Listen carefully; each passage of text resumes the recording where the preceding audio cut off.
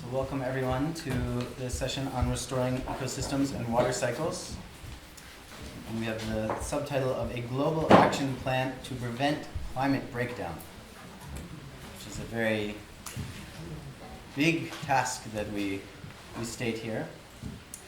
And yes, so this session is going to be a lot about water, and we have four amazing people who have a great deal of experience on this topic, who I'll introduce soon. My name is Ethan Hirsch-Tauber. I live here in Tamara, also in the States part of my time, and I've been working with the topic of water in Tamara, also in the US and other parts of the world for some years, and it's where a lot of my passion is. My heart is beating for water at the moment, with water also. So, yeah, we want to start with a dedication and a blessing of the water and the fire, also the balance of the two. So I would ask two of our speakers. Water prayer. Yes. Prayer. Yes, please. The water is there.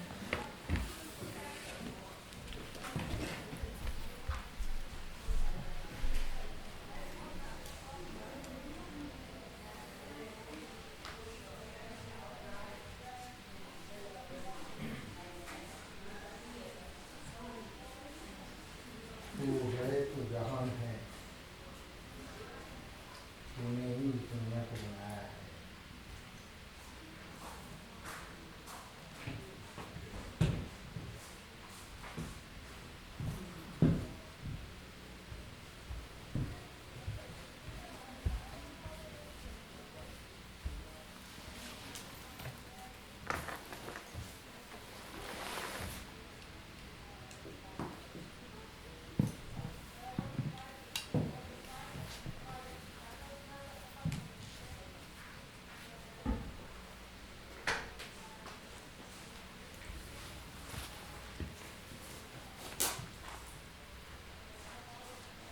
May spirit of fire cleanse every breath we move.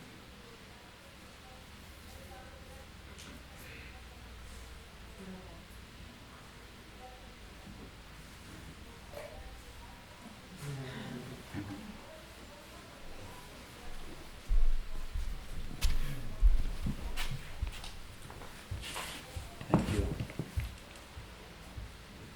We bring these two elements also for the balance, because in the current world we are out of balance with both of these forces, so we want to bring them into our center. And thank you for the prayers. So, this session has I really wish that you come out with two very clear goals, or that we have goals for you to come away with a certain way of thinking and looking at water. One is to change the current perception of water in the world, the concept of how it's perceived. And I'm still in this process of shifting my concept of water from one of resource use to living being, to something that water is life, is what we say here. And water is also climate, as many in our movement are saying, this global movement of water protectors. So to start thinking in a way where, yes, we perceive our landscapes as important to work with water and be able to have enough water to use on an individual landscape, but also to look at water in terms of the global climate situation that we're facing right now, which is, as everyone is aware, in this current year especially, it's really becoming into the forefront of people's knowledge, but for many years we've known the missing piece being water. the piece that is left out of the conversation as everyone is speaking about carbon. And yes, it's certainly important to address the way that we're using energy and influencing our climate, our atmosphere. And we need to be thinking about the whole system. And this is where water comes very much into play. I want to also give a chance for each of our speakers to share their perspective on this. But we really want to look at what is a healthy ecosystem, what is a healthy planet that has water moving through it, and what is one that is damaged. And this is what we've done to a large portion of the planet.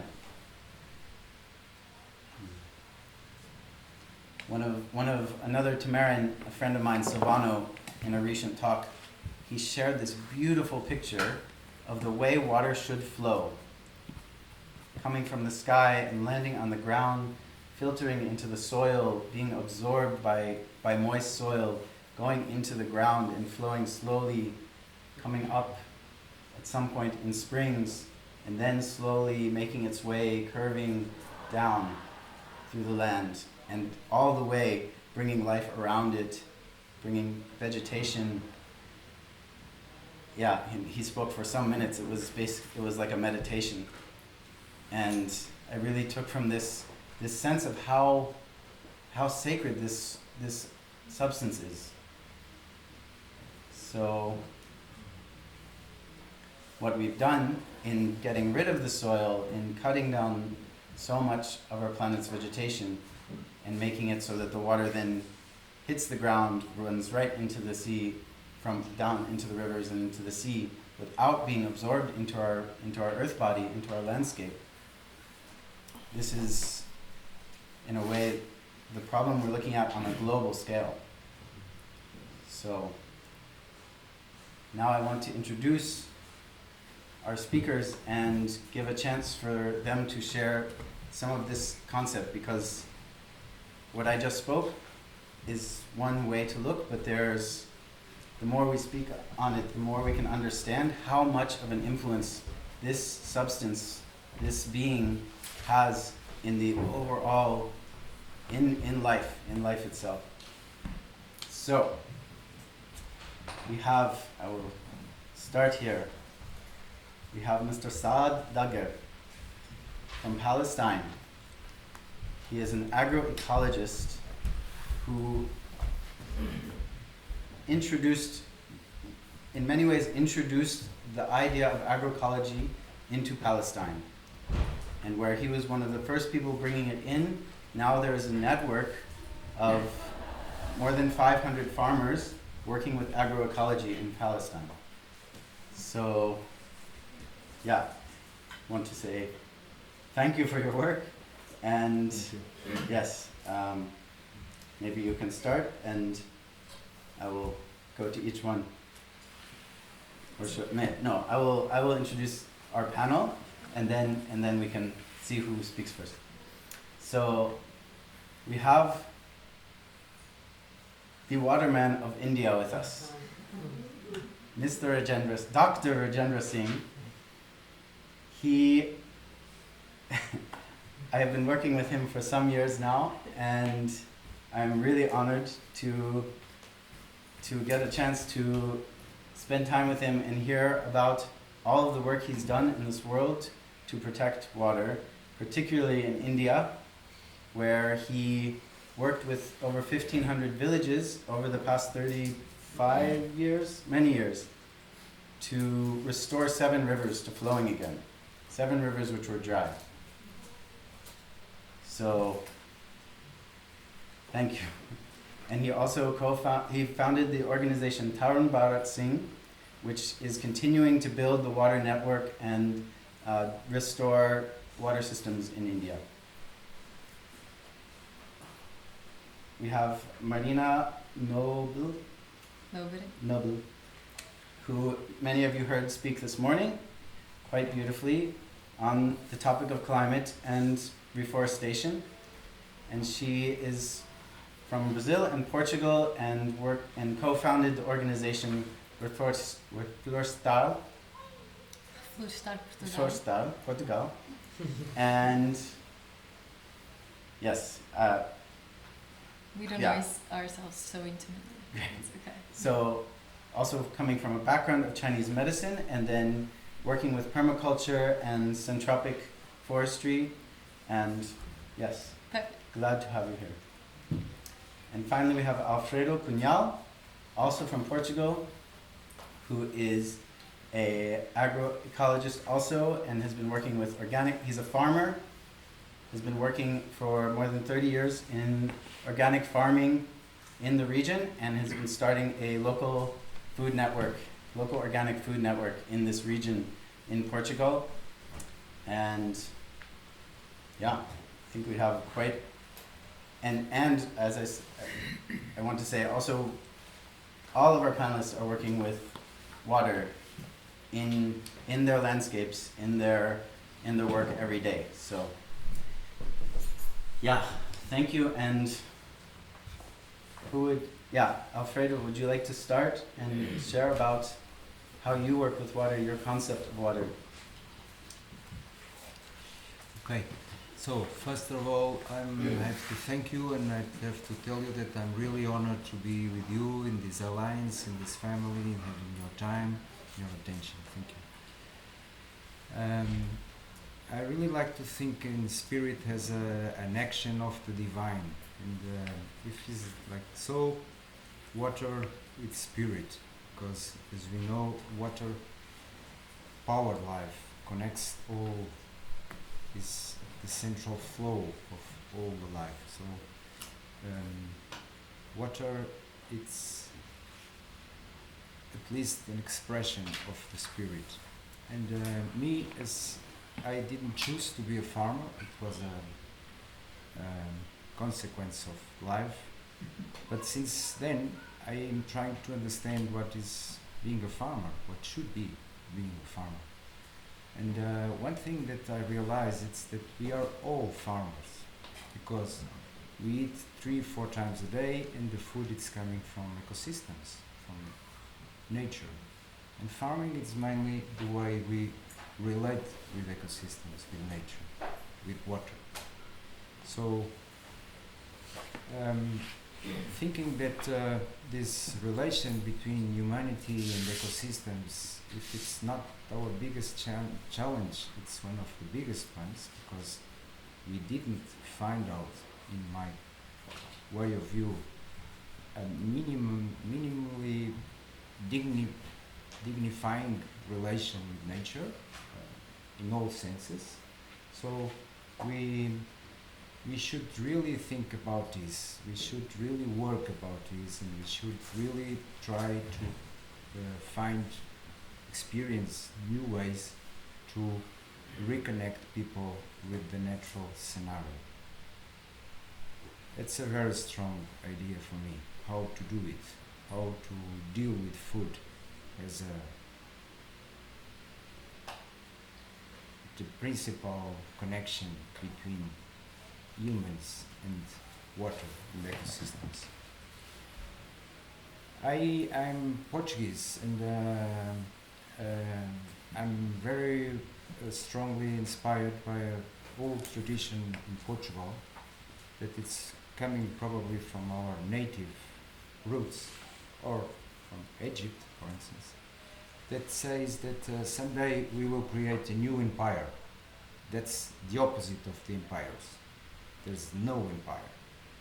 In this vision, it's a lot related with our ideas some years ago, when we, exactly because of this bad relation with ecosystems, we Portuguese didn't want to find any way to India or wherever.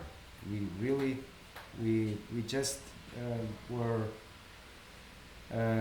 living the misery that we created because of this bad relation with nature. We eat this country and we had nothing to eat, so we picked the boats and we tried to find something else, not in a way to create an empire. But then these ideas came, and we tried to impose to, for instance, to the Orient, the Occident vision.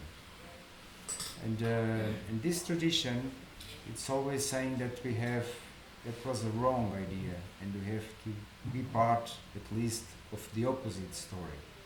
We have to use the sea, the water, to bring a universal vision based on polyculture in all senses, but especially based on the way nature and water works. This means cooperation.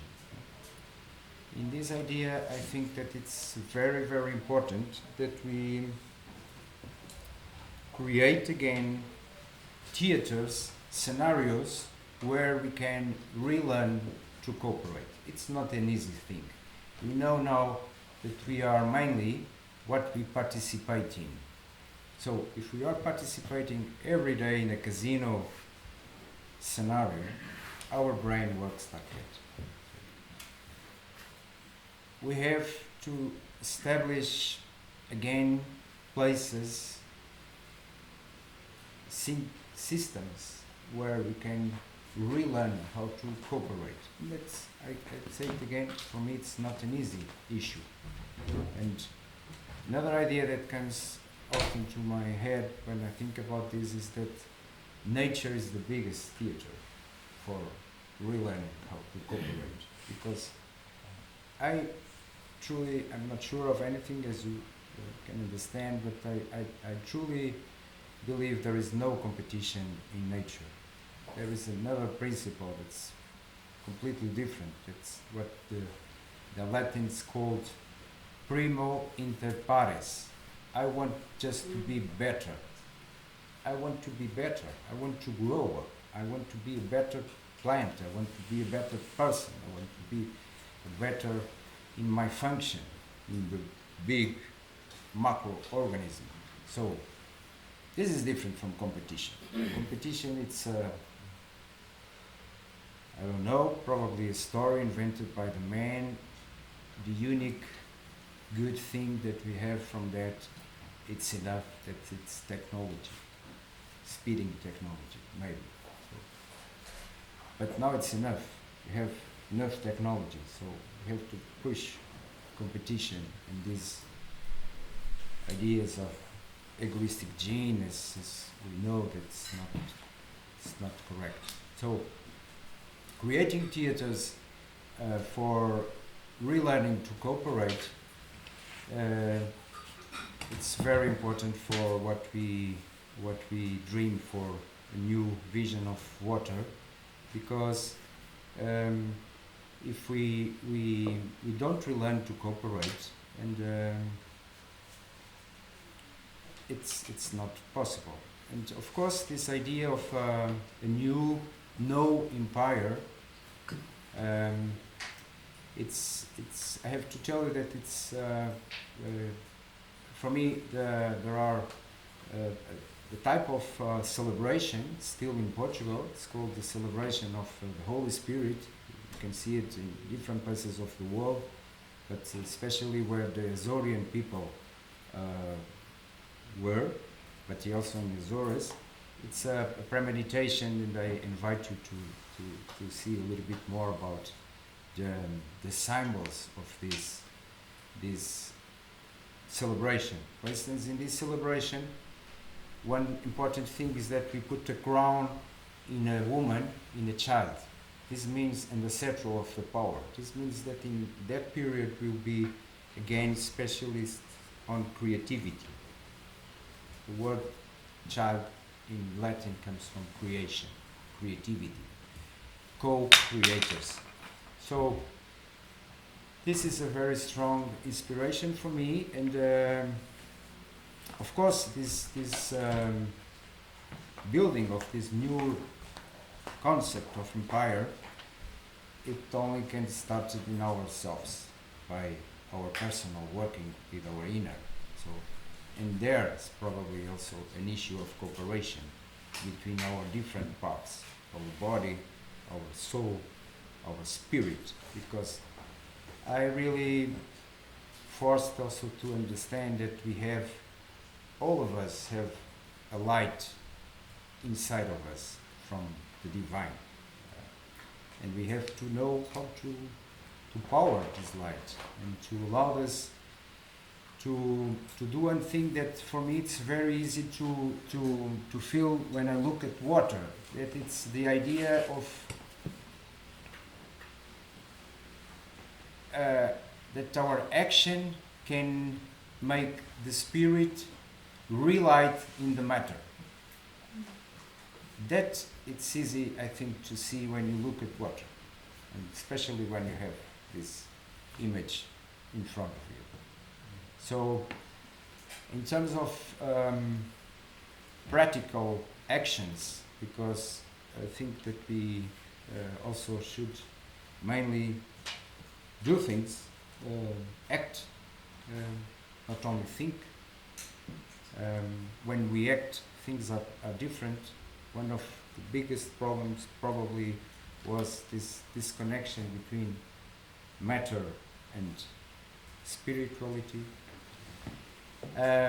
Well, I'm working in different approaches, but mainly I follow this big inspiration that is coming from Japan, that it's called decay. Decay, it's called nowadays different worlds in the planet, like consumer-supported agriculture, or AMAP, or consumer groups. So this is maybe a way to really try to reconnect people to the ecosystems, to reconnect people with its farming part of life that I think we all have, and we have to assume, because we have it very hidden in us. To that be dignifying, it of course, we should be able, we all should be able to participate on the co-creation with nature. And that means that we should be informed, that we should be able, and it's possible to participate on the decision every day that we make in the ecosystems. And of course, we should take part of the risk. And this is nothing what we have nowadays in the food system. So, and it's in this decay formula. It's a very easy formula to work on another vision. So, there are different ways. We are trying one in our place. I have to share to you that I dismissed a long time to deal with ecosystems as a business. It's my mother. I can have relations with my mother. I can learn with my mother, but I cannot sell my mother or putting my mother wherever to have some money. But as I told you, I didn't choose, so I accepted that process for some while, some time. And then I decided that it was enough, because first, I don't know how to do the real good decisions in ecosystems. That's clear for me. And I think nobody knows still. So, but even if I knew, I don't have an economy that allowed me to do the right things. But even if I have an economy, it's not an individual thing, because when I do decisions in ecosystems, I have a huge consequence in community, not only on the human community, but of course in the natural community. So I should never try to do it alone. So we have to reorganize ourselves in a new way, to allow people to be part of this story, to be conscious deciders in ecosystems. I make an apart here because we don't think too much about this. It's so important the way we relate it to ecosystems. We all know, but it's the difference between a territory and a home. If we don't have an ecosystem, we are looking. If in the moon you see that the moon is full of holes because there is no trees, there is no protection, no from the meteorites. So this is important. Why? Because we are long time thinking how to manage and how to relate it in the human system, but well, who cares about our relation with the natural system? It's a monarchy in my case. I've grew up as the king of this farm. Nowadays it's even worse. There are two more perverse even ways. One is money. I have a lot of money. I bought all the lands around this area, and I can have consequences in long-term generations in this region, in global, in some things. But the other bad way is politics, pyramidical politics. I'm finishing, but one of the things that I feel more strongly nowadays is that we cannot accept the state-nation concept, the empire, and we are completely in this scenario. And not accepting the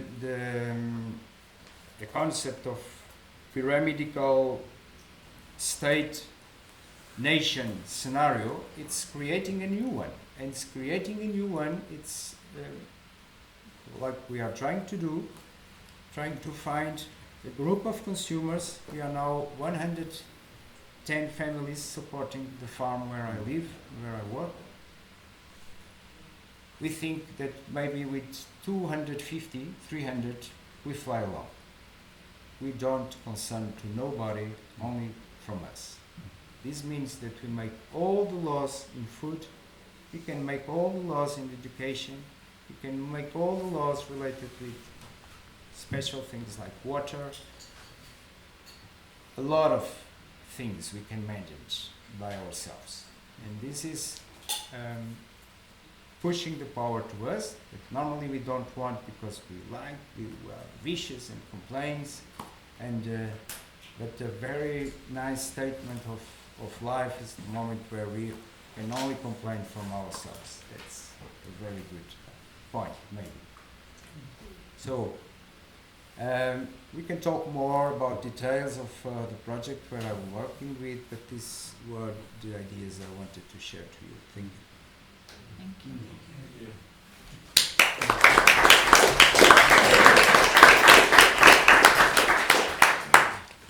Thank you, Alfredo. I know it's also really hot in here. I wonder, we have the door open. Did I just, Yeah. I wonder if we can do anything. Maybe we can open this door.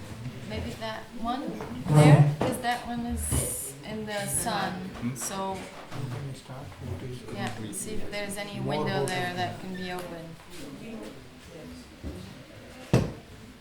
Yeah, please open. Yes. Oxygen is more important right now. I get claustrophobic. When you close the door, I was just like, oh my god. Yeah. So sorry, folks, for the temperatures, but we go forward as we can. So, Rajendra, do you want to go ahead? So we start the presentation and we can move the energy. We're going to do Rajendra will give a short introduction from a PowerPoint presentation. But we wanted to be able to show some actual pictures of this because sometimes it is also complicated to understand. So the climate change and global warming is a global problem. But solution is not global. Solution is local. Solution with indigenous knowledge system. Because this global warming and climate change, this is the output of the modern development. This is the result of development. This development starts with displacement of knowledge, displacement of people, and destruction of the nature, and finally disaster. Disaster is drought and flood. Fortunately, now Europe have water, underground aquifers, and some water you have. But Central Asia Central Western Asia and African countries now migrating without water. And where they are going? They are the water. So they are the water, they are migrating. So this forced migration, this is not a voluntary migration. This is, some people say this is a climatic migration. Some people say, no, this is a economic migration. But I can say this migration is a forced migration because they not have the bread there, they not have the employment there, they not have anything. I know in 36 years before, in my area completely displaced. Nobody living, just old people living there. No young people living there. So I seen in my eyes the evidence what type of migration in India, in the Rajasthan. Rajasthan is a desert area, lowest rainfall in Rajasthan in the world. So this is a really modern problem, but solution is local. When I do this, so you go forward. What is the solution? You know, the modern engineering never teach the geohydroscience. They just teach on the surface engineering. The surface engineering not the solution. They can create the dams. The dams can give the water for irrigation. But that dam not control the evaporation loss. But my farmers, my community, not use the dams. Dams, they very small dams they made, and the dam made on the underground aquifers. Where the confined vertical fractures, they create a different type of the dam. Where the horizontal fractures, so what is the way they understand the horizontal fracture or vertical fracture? They know the indigenous knowledge say, where the long tree and long root, they are the confined vertical fractures. Where no forest, no tree, or tree just subs, small trees, the convex root, there the horizontal fracture. So the indigenous knowledge system have a integrated knowledge, the engineering and geohydroscience. So the indigenous people use always science with sense. They are not use the science without sense. Always indigenous people use science, but science with sense. Our university is not using the science with sense. So this is the difference. You know, when the steep slope, and the vertical fracture here, so they make a convex design. They never use the iron, steel, cement and concrete. They just use the local material, and the force of the flow of the force of the divided with this design. So always they are using natural design, and where the gentle slopes, where the natural depression, they are make a concave design, and where the gentle slope, they are making straight design and recharging the aquifer both sides, inside and outside. And where the vertical fracture, so this type of the design. They always use the engineering with the respect of the agro-ecological climatic diversity. They never use without the respect of the diversity. So this is a difference in the indigenous knowledge system and modern system. Modern engineering never teach this.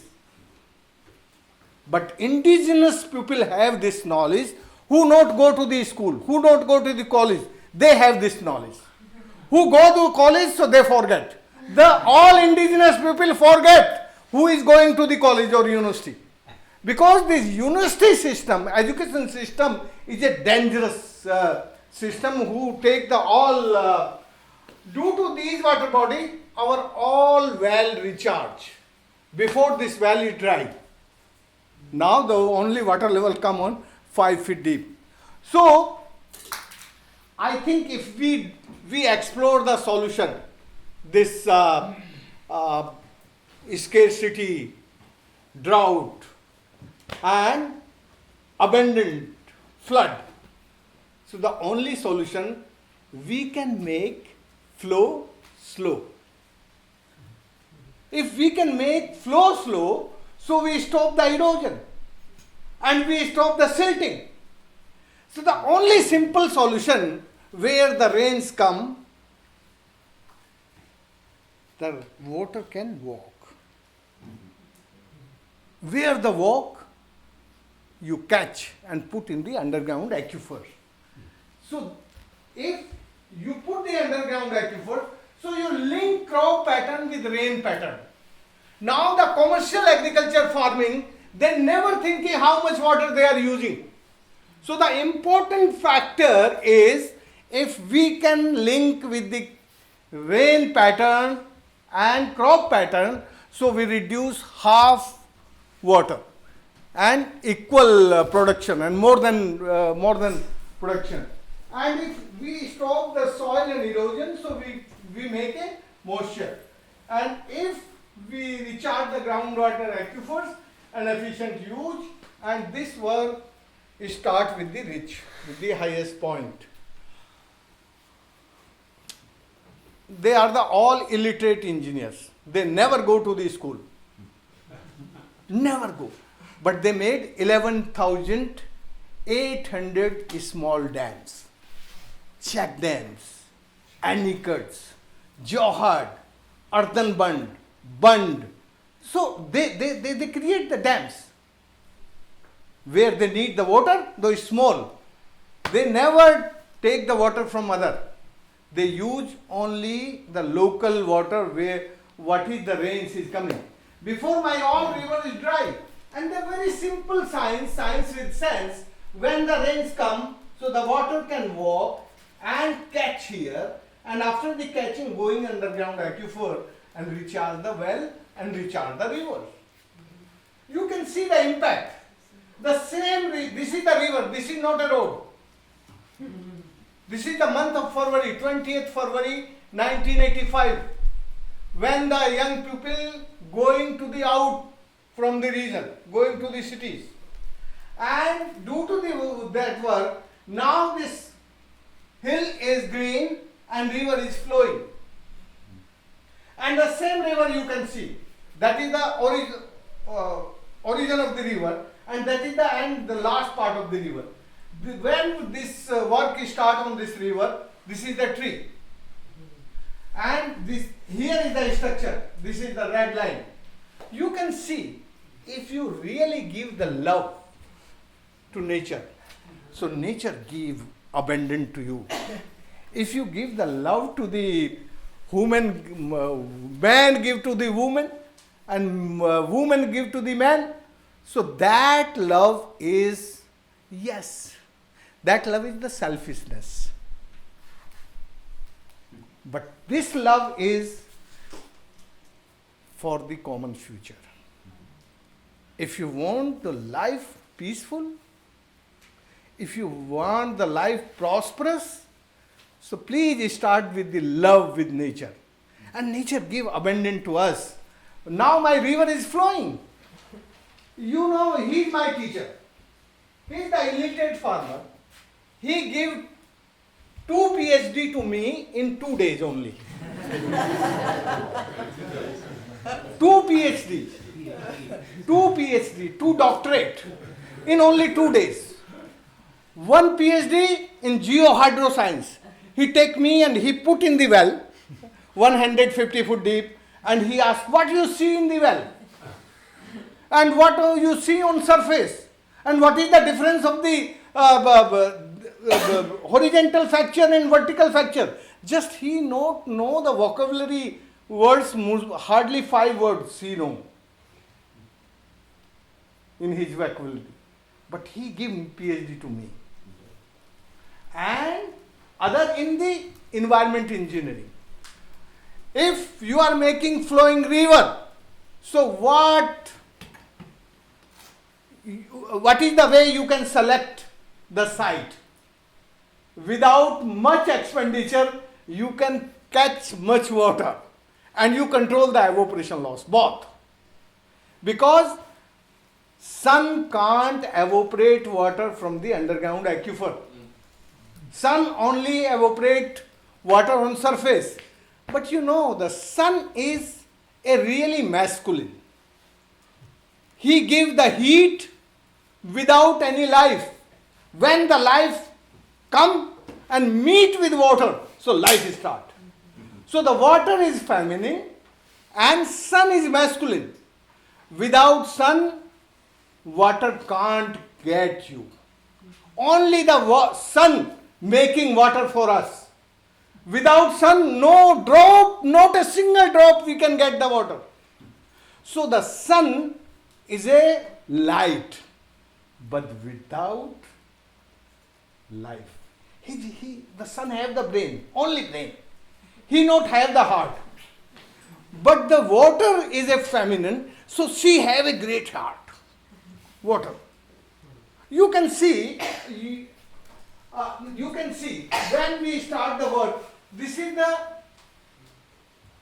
and after the water, they completely change the topography, completely change the area. You can see the modern remote sensing. Now the government of India remote sensing say, oh yes, there is the visual impact. You can see immense increase in vegetation clearly visible in the region. In 85 and 90, the government of India fighting against, or I fight against me, because they filed the case against me, 377 cases. Wow. And what is the act? In India, act, Irrigation Drainage Act 1954. That act says you can't divert the flow in the 2.5 feet deep. So in the beginning, when I start the work, this act is act. But I faced 377 cases, and finally the President of India reached there, and what day he reached? One day before changed the act. My government changed the act. What is the change? Before only 2.5 feet deep. Now the act is 2.5 meter deep stream. You can catch the water. The all case gone away. But if you fear with the law is always create a problem. And the government power is always create a problem. So with power you can't move. So if you fight with the power, you can move. And what you want, you can do, finally. When our river is flowing, so government of Rajasthan reach there and they give the fish contact to the fish companies. So my people say, when no water in this river, so government is where? Now the water come and government come here. So they fight. The 72 villages organization meet and they fight and they win the case. And all contact cancelled. So now they make a river parliament, river basin organization. This parliament taking the all decision what they can do. So I know I am not a professor, so I can 10 minutes is not for me. Professor can speak in 10 minutes, but 2-3 minutes more we need. We have a comment from the other side of the hall that Gate band karo na yaar. You close the door.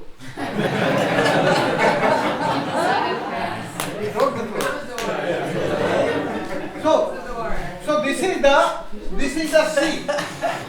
This is the sea, ocean, and here is the sun. Sun gives the red heat. When the heat comes from the sun, no H, no O, nothing in that heat. That heat is the lifeless heat. When that heat reach on the sea, so that desalinate the water, and the same heat change, red heat change into blue heat, and the blue heat have H2O. So life start.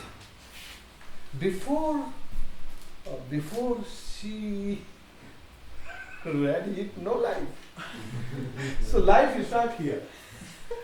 Now this life moving toward green heat. So when you see, when the blue heat reach of the green heat, the both heat and water discharge simultaneously, same time. And what we say, so this side comes the red heat, and this side is the red heat, man-made red heat. This is not a natural red heat. This is the development red heat. So this development red heat, my whole region under this red heat development. So the rains, clouds come and no rains because the heat, the clouds go away and like this. So we create the water bodies. We create the water bodies in this region, but no rains. So what we do? See, we divert the water from green heat in our water bodies. And some water bodies now perennial. And now they are making micro cloud formation. So this micro cloud formation invite the macro clouds. If you not have the water in your body, you can drink the water? I am asking you. No. If you not have the water in your body, you can drink the water? Okay. No. If you have the water in your body, you can drink the water. So now the water come here and macro clouds come here. But this is taking time, minimum 35 years. This is not just a... Yes. How long? 35. 35. So this is the last slide. You can tell about this slide. What say these slides? The whole story I tell you. So now I ask, what is this slide saying? The cloud is reflecting most of the light coming from the sun. Very good. Clapping. Yes. Another, something more. He give the 20% marks. I give only 20% marks into him. The 80% rest. Speak. He give the right answer, but only the 20%. Temperature go down. 30%. Yes. The infrared. The infrared from the land is being then reflected back again from the clouds, right? Very good. 50%. 50%. Yes, yes. It's also not, it maybe stabilizes the climate and it replicates this process in less harsh conditions more often. Good. 50 plus 10. Yes. Yes. Something more. You see two. Sends You clouds see to two. the red Yeah. man-made area. Yeah. You give right answer, but you speak clearly. Okay. Ah. So it creates more clouds that go to the man-made heat area. Yes. and Yes. that's If you change the climate, if you change the man-made bad thing, so you need greenery, because the greenery taking the carbon sequestration, and due to the carbon sequestration, their temperature and everything going down. So you see the two arrows. one this and one this. This is a you can see the whole story, the climatic change albedo impact. You know that language. But if you are going the climate change adaptation, so you see the well is recharged, and when the well is recharged, agriculture start. When the agriculture start, greenery come up. So more than 48% area is green. So that is due to the adaptation. We not do nothing. We not do nothing, just recharge. And this is another arrow. What is this? Reflection. Reflection. Filter. What? Not filter, reflection. Reflection, yes. Albedo. Huh? Albedo. Yes. What is the albedo? It's the percentage of sunlight that is reflected off the planet. यार एक बार और इसके नाम की ताली बजा. He's the right answer. You know, when your green cover is rich there, so that the clouds and everything, your soil protection start, and grass is coming on the soil, and that impact creating a mitigation. So this is the arrow for the climate change mitigation system. If you increase the greenery and you stop the soil erosion and you make a moisture in this soil, so green cover is increased. So the total impact is change there, and due to change this, temperature go down. So this is the whole story. If you are really bothered about the climate change and global warming, so you understand only the 4 type of the heat. Red heat without gases come from the sun. Blue heat, that red heat change into the blue heat by ocean. And green heat come from the earth, from the greenery, due to the transevaporation, due to the photosynthesis process. And yellow heat. So the yellow color is a sexuality of water. This yellow color. Because the yellow color is only product, create the crops and everything what you have in the soil.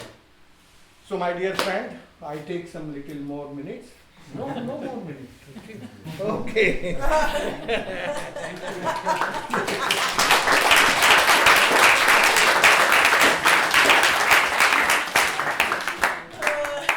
Sorry, I on my camera.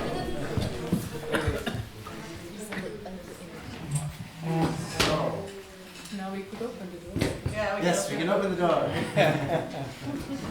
Thank you very much, Rajendra. I think, yeah, it was important that you had the time to share the understanding of how this works, and also that I could see how it starts to click with people. And this is, I think, what we're wishing, is that people understand the climate water system.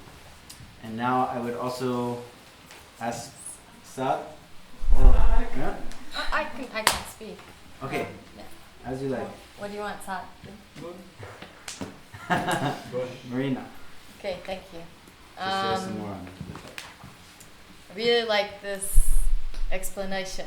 Makes it more creative, not so formatted. What can I add about water after the waterman spoke? So I just want to grab this idea that vegetation is key for holding water in the landscape with life systems. So through natural regeneration or agroforestry systems, if we're not in such harsh conditions of complete desert, and even then, sometimes there are cactuses that can help us start to revegetate and to rebring water to the land. So there's many ways where we can hydrate the landscape. and bringing vegetation again is what we say planting water in the landscape. So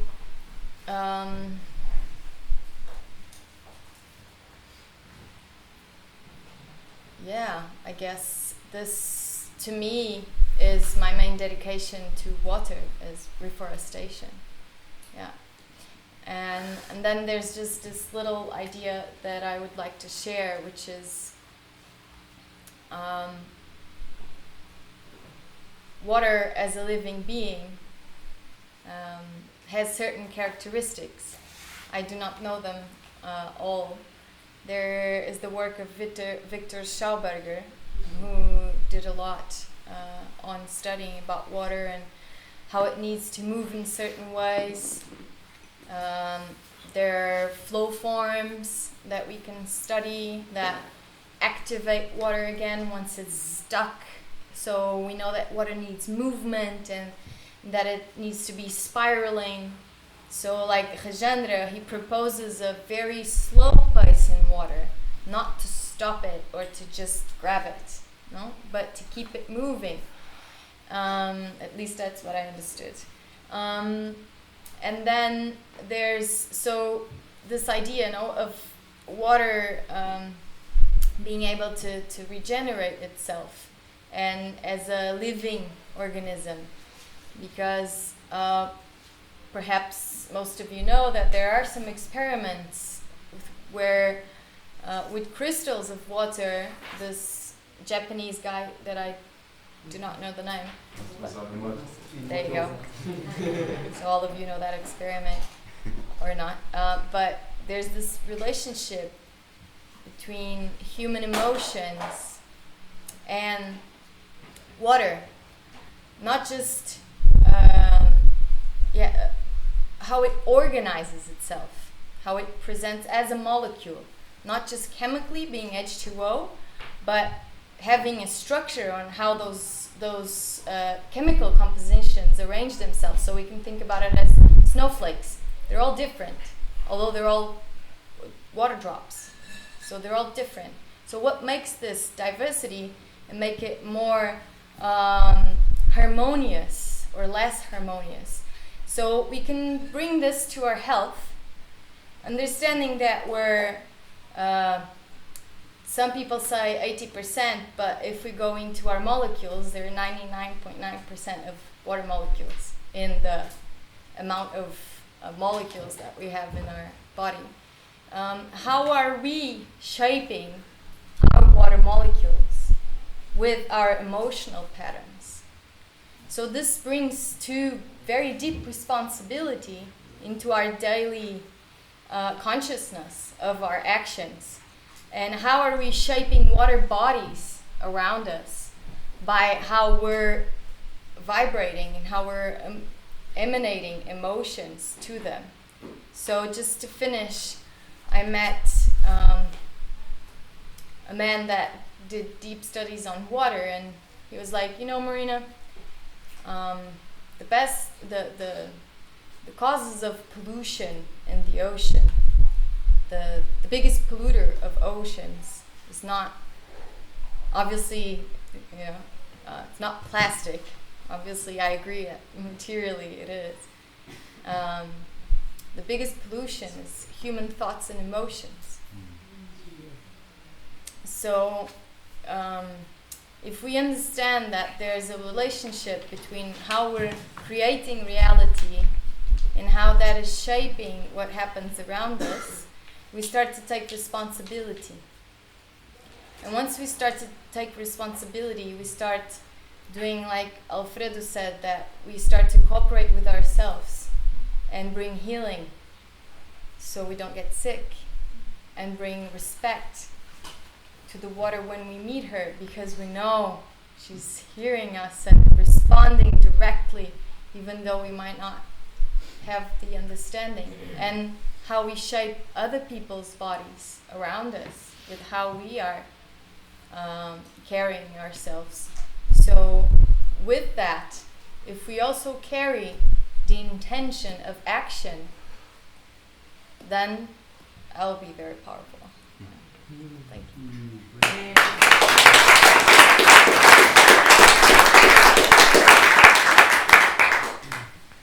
Thank you, Marina.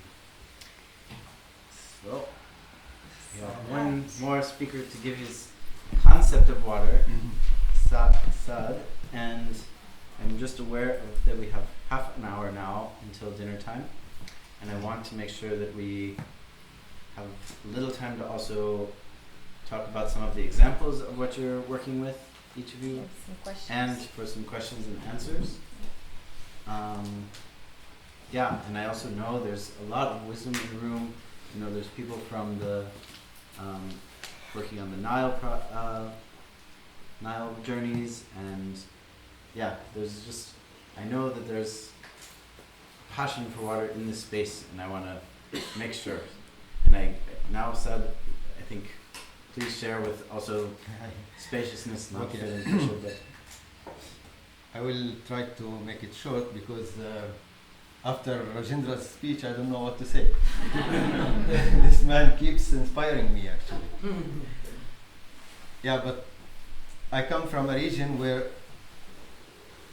governments and people always talk about the coming war, and they keep talking about the reason of this coming war, which will be water.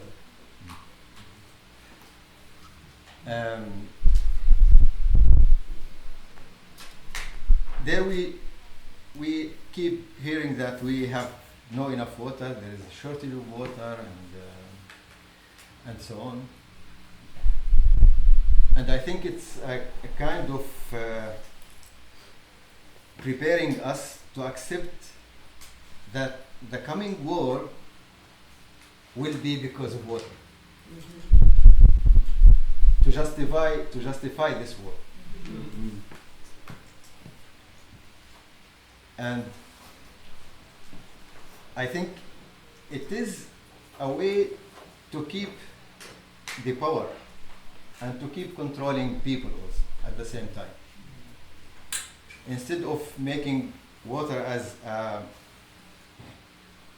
matter of peace and cooperation, they want to keep it as a matter of controlling and ruling people. Why I'm saying that? Because just last rainy season, in my area where I live in the West Bank of Palestine, in the city of Ramallah, maybe some of you know about this city. Last rainy season, we received more than 1,000 millimeters of water, of rainwater. And I tell you, now we have water cutting. We don't have water in taps in many places.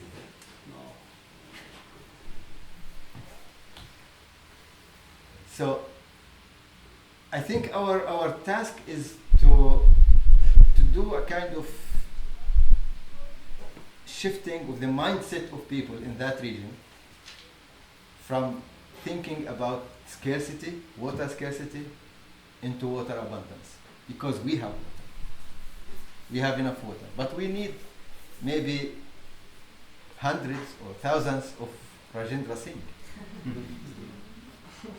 We really need people like him. Since we are here gathering under the theme Defend the Sacred, I think this planet is the most sacred for our life. And water is the blood of this planet. And we have to keep this blood moving. And in order to keep it moving, it needs an incubator, place where to stay or to move. Rajendra Singh mentioned the question of soil erosion. I think soil erosion in our area is the most serious issue, because it's not only about losing soil. With soil erosion, actually, or soil erosion will lead to life erosion. Because soil is the main container of the rainwater. Should be the main container of the rainwater. And if we will have enough water inside, enough moisture inside the soil, then the microorganisms, soil organisms will nourish and plants will grow, food will be there, animals will be there, insects will be there. If there is no soil, there will be no life. So we have to think about this blood, this water, and to think about the body where this blood should move, which is soil. And we have to treat both of them with love. Because for me, love is the secret of the sacred. It's a good shirt. So if we start treating water with love, because we are treating water in a very, in our area, in a very, very negative way. And we don't even think about water as a living being. And we are creating water user associations. It's only about how to use water, not how to respect water. And it's a very wrong concept. So for me, to defend the sacred means to care about rainwater and about soil. And in order to keep this blood moving in this soil, soil needs organic matter, needs humus, needs cover.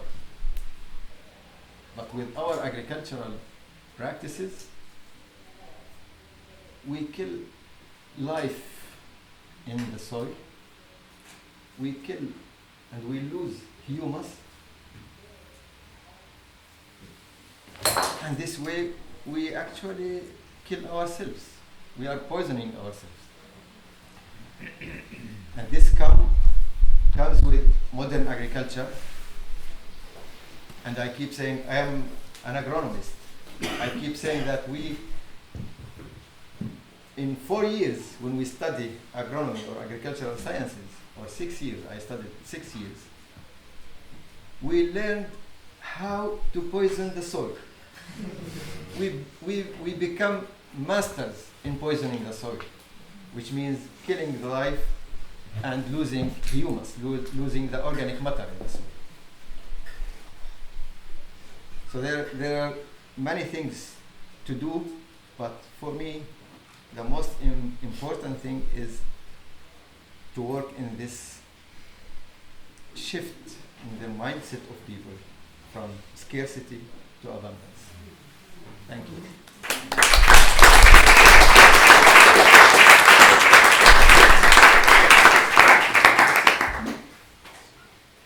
Thank you, Saad. Oh, we have a lot of different information now, and I want to say one thing that Saad reminded me of now, just on this topic, which is also touched on this morning, where we speak often in terms of climate mitigation and kind of dealing with the problem of climate change coming.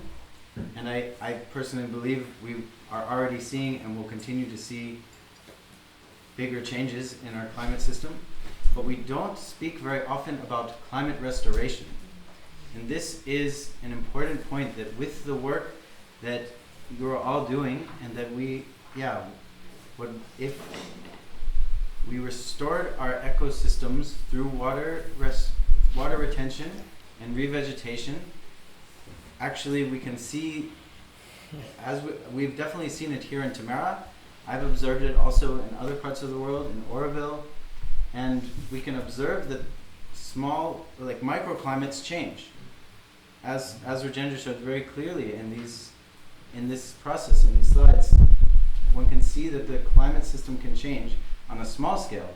And what I really get inspired by is the possibility if all of us just stopped what we're doing and went out and did this work on our landscapes around the world, we could actually restore our climate very quickly. I personally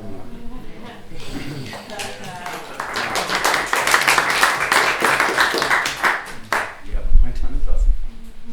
I totally agree. And I've been for 2 years. First, I've been, thinking about a global plan for Portugal and trying to bring people together so that we can organize that plan. And then I realized that we couldn't do it without the Iberian Peninsula because most of the rivers are born in Spain that come to Portugal. And yeah, so can I make an invitation? Yeah, where we will be hosting the Gathering for the Forests. It'll be 13, 14, 15 of September. It's a collaborative meeting to connect regenerators who want to think about solutions and come up with different actions and plans in autonomous ways. So it's kind of like this, but it's no talks. It's just everybody working together and working so that then we can work. Yeah, and if then people want to come and see that and then go and take that model of collaboration and working together to other places, we'll be glad to share that information. And we're very happy to announce that we've also have a project called Reforest Mozambique that came out from this. So yeah.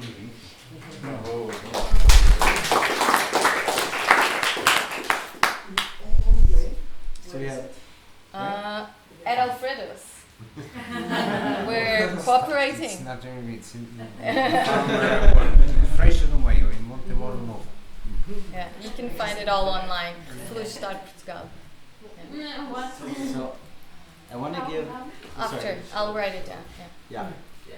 And we have 15 minutes now, and I would love to give some space for questions that people have to any of our panelists, any of our speakers here, and yeah, spend the last minutes just seeing what's come up, and yeah. Right, Wow. His one. How many do we have? How do we choose? Okay. 7. He Yeah. was the first one. Sure, go ahead. Thank you. Thank you so much for this. It's like so clear and simple to me, the clarity of what needs to happen. And for me, I have a question of someone who lives in Britain in a place that kind of thinks it has lots of water and is very kind of small and has lots of private land ownership and all this kind of stuff. I'm very curious how. Can you stand up, please? Yeah. Yeah. Speak louder. I'm very curious how what you guys have experienced through how to kind of bring this work in the navigation of people who think that they have water in places where, like in India and in that area of Rajasthan and Portugal, like there's quite an obvious lack of water. And I'm curious, does the work need to happen also in places where people think they have water? And I think there's a real water shortage. I guess the question is how do we bring this to the kind of European world where everything is so kind of Perfect. privatized and small, and I'm not sure it's clear the question, but somehow it makes It's more like the First social work. first ask the all questions Sure. so we can save the Yeah, time. let's see what questions are here and what we want to answer. It's not so much a question. I have a part of a project in Monchique for 5 years, and we gather 7 families around 7 different lands, that almost like 20 spring water. And it's that urge, I feel it's not about ownership of the land, it's about guardian of the blood of the earth. and that's I really feel that's really important. Because big corporations, big companies are buying water sources, so if more people with ecological or environmental conscious can take that step of buying land that has spring waters, and supposedly in the mountains is where they are not easily polluted. So that's one of my missions of life, and I want to spread it and unit everywhere that has water, and we can honor this living being that we are all part of. Thank you. Let's just go around in a circle. Yeah, thank you. First of all, it was really great to see this interaction of the different things. And my question is, when it's about restoring soil, what you spoke about with the check dams and things like this, do you also apply the, let's say, the teachings of Alan Savory about holistic management, using the animals, so for, yeah, you know what I mean. This, Yes. I would be interested in how this is interacting with your work. Good. Thank you. So I respond. All questions can come. Yeah. See. Who else? Back here. Thank you all for a very interesting talk. I wanted to ask, what can be done, if anything, in an urban environment? Thank you. Good. Urban I environments. can Mangi. Yeah, my question is to Saad. I would be very curious to know how your work is helping Palestinians to emancipate their land and also protect their land. Thank you. I guess my question is similar to what he was talking about England. I spent a lot of time working in Ireland and Wales, and last year they had an incredible drought because they suddenly didn't have water, and all the Irish and Welsh people were like, "What? We always have water," and now we have drought, and my friends could not even, turn on the tap and get a shower for part of the summer, and they really woke up to this. Oh my goodness! And I work in New York State, and I do environmental restoration, forest regeneration, and of course the water retention comes into that, and I'm always trying to.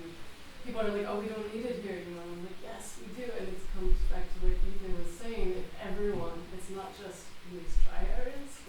Of course, it's really important to have people see it here and they're like activated to do something. Like in India, you got all the people to make these dams because they saw we need the water, and where I'm from, they don't see that it's washing away. It's also creating these bad climate conditions where I am too. So I'm moving to work in Ireland to think about the hundreds of years of not managing water well there, so that they can have a drought within 1 year. But I guess my question is partly, how do I activate people to care about this in green places like where I live, and how do I get people to participate, like this work you did. So that would be similar to this other fellow.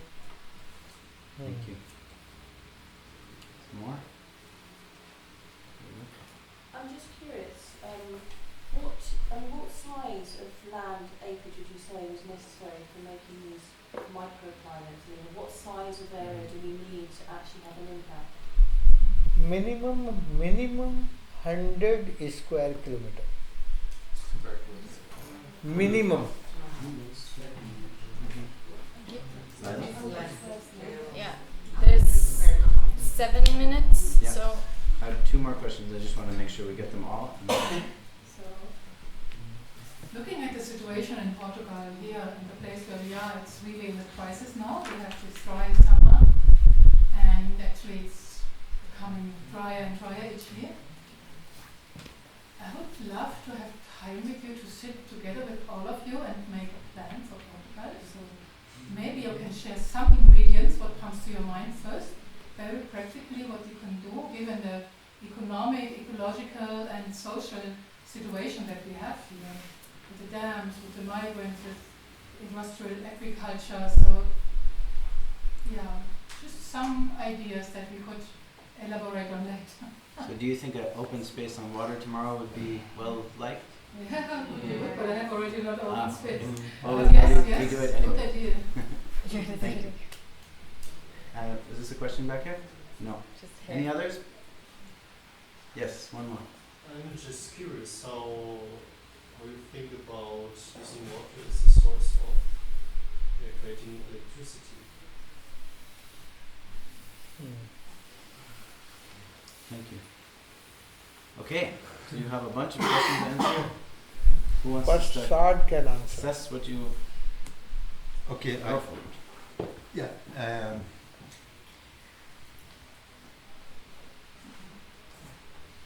As I said, I came from agricultural sciences background. So, as I said, we learned how to poison the soil. And poisoning the soil is one of the acts that we do in order to cut the flow of water in the soil. Of course, in the scientific name I can't explain a lot about that, but in 1996 I started to experiment some natural ways of farming without knowing what I'm doing. Just I wanted to get rid of chemicals and to bring some new ways of agriculture in Palestine. It was not a successful in the beginning experiment, but I kept doing things until 2002 and 3. Then, I had the idea how to make agriculture without chemicals completely. At that time, people started to call me, this is the crazy man. Every time he comes with new ideas about nature, we don't have time to think about environment and nature protection environment. We are under occupation, and so we have other priorities. And we also need to produce more in order to feed our people and in order to export by using more chemicals. So in the beginning, I can say the first maybe 10 years, I felt a lot of critics, a lot of objections, a lot of, But now, there is a movement, agro-ecological movement in Palestine. Most of people are talking about agroecology. In new youth groups started to do agroecology. Youth, young people who left their lands, now they are coming back. And next month we will start making seed balls, clay seed balls. It will be a big campaign. Now we are collecting seeds, and we asked our friends who do every week like hiking, they go to the mountains. We ask them to collect seeds from wild plants, local Palestinian plants. And next month we will start making the seed balls and distribute these seed balls everywhere. So, and now we established what's so called the Palestinian Agro-Ecological Forum. So it's now moving. Wow. And there is a big change inside official institutions and NGOs also. They are now accepting the idea of agroecology. And agroecology will become part of the national strategy.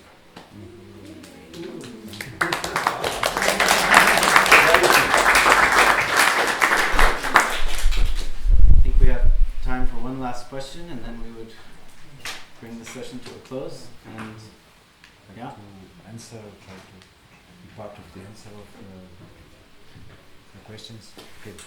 So, one idea, not related directly to the questions, I think we should not allow at all a farmer piece of land where the water that is going out it's not drinkable. And I think we should also think about courts defending the future generations. And maybe these courts could judge these people that in a very fast period don't change things about their actions in water. I also think about water, as Marina told, as an information flow.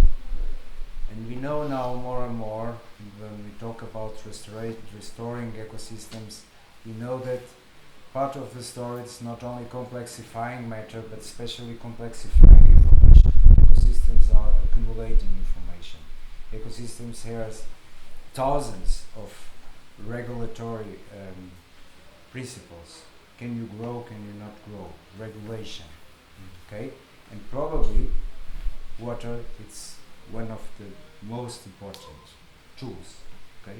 So the emotions that we pass to water are important in the sense of community, but also, of course, every memory that we take, we know a lot more and more about memories in water and so on. So, what can we do in countries where water was never a problem? Well,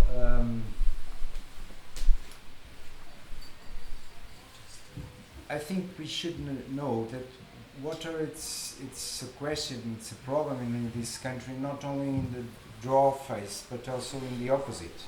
There is a lot of suffering of flood, and this is also a consequence of not a good relation with farming on water. We are talking about the same thing. And I think that we should observe, we should do what he told us, to try to push people to critical thinking, make the right questions and talk.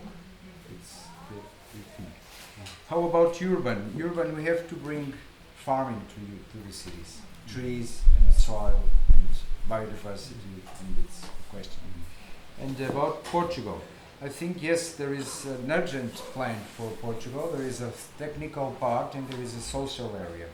In the technical, I think that holistic management, I'm working with holistic management and I believe on holistic management, but I especially believe on what Marina told about planting water with trees, green water. That's the most important thing for different reasons. Even if we want to we don't know what is the surplus of a system. We should only be allowed to eat the surplus, the allowed fruit, not the forbidden fruit. But we really don't know what is the surplus of an ecosystem. But maybe a fruit, it's a surplus. So we should eat much more from trees. Trees are the efficient beings. We are also using trees not only for food and resources. We are using trees to restore soil. And it's probably one of the quickest way to restore soil. This is technical, and but of course the social part, how we deal with who makes the decisions, who is the farmer, where are the place of all the rest of the human community that are also farmers, are connected with ecosystems in this not reasonable way. This is also needed to be in this part of the plan.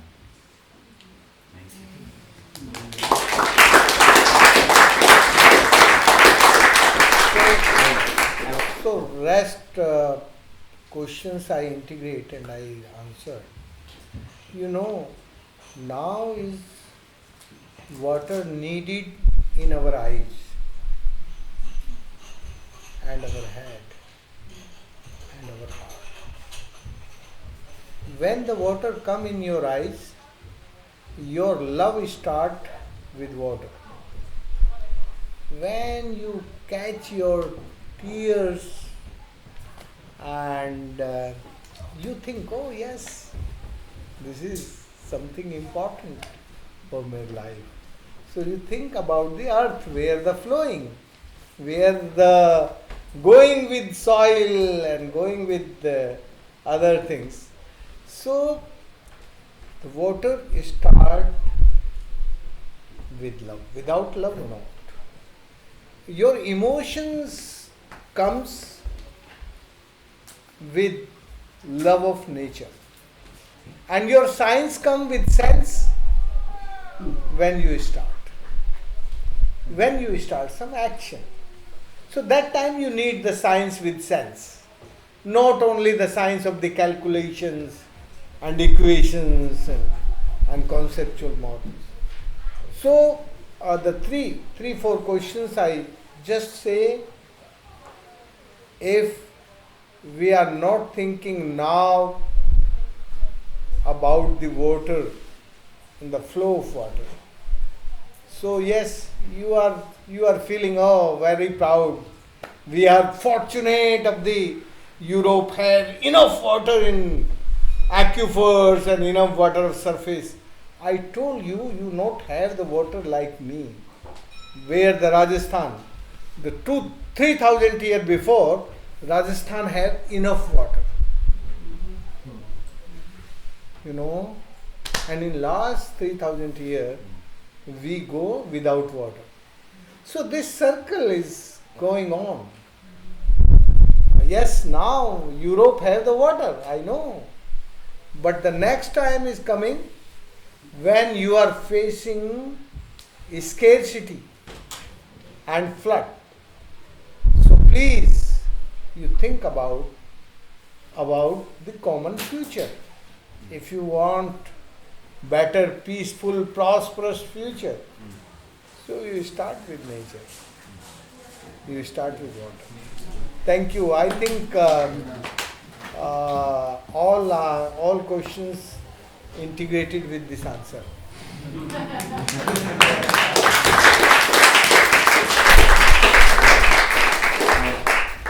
I want to just thank everyone who was here for this session, all of you who attended, and especially all our speakers now. Thank you so much. So let's just give a big applause for all of you.